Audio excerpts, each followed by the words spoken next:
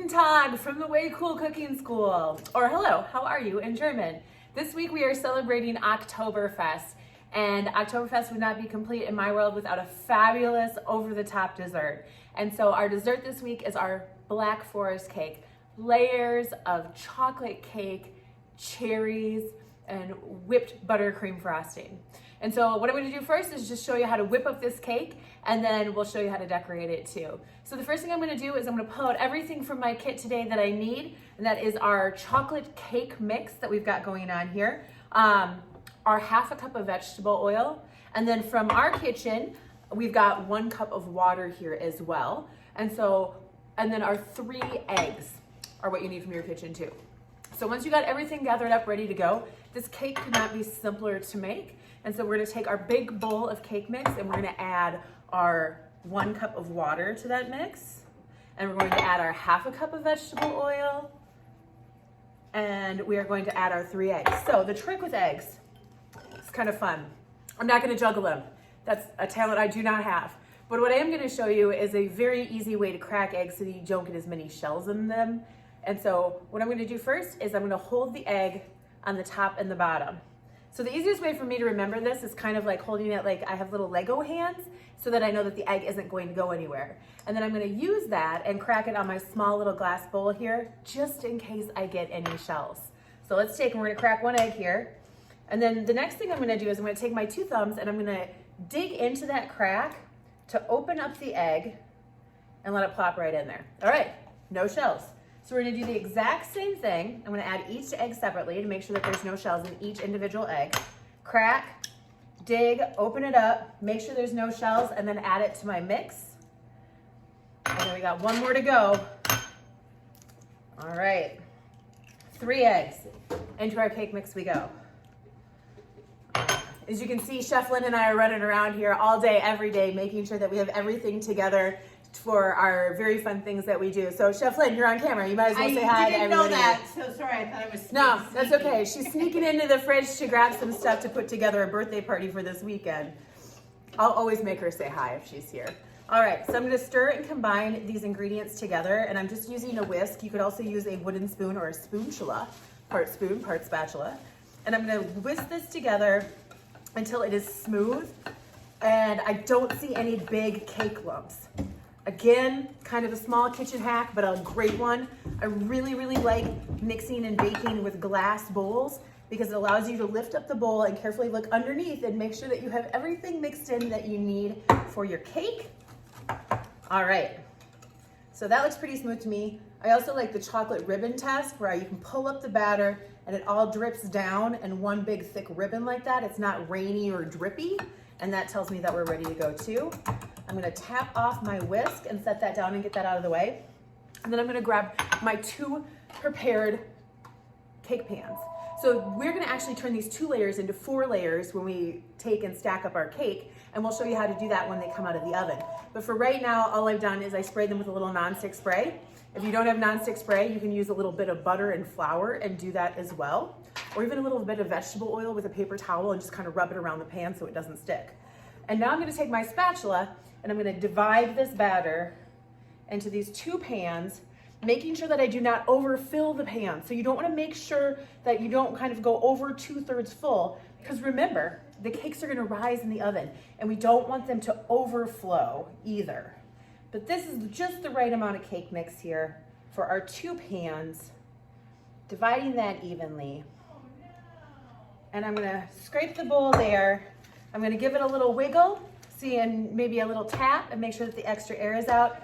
And then I'm gonna pop these into my preheated 350-degree oven, and I'm gonna check on them about every 12 minutes until they're finished. For a cake this size, we might be looking at about 30 minutes total in the oven. And then we're gonna take them out, let them cool, and turn them into a 4-layer Black Forest chocolate cake extravaganza. You guys, we're back, and our cakes are finished and out of the oven and cooled. So I have got 2 chocolate delicious cakes ready to go, cool to the touch.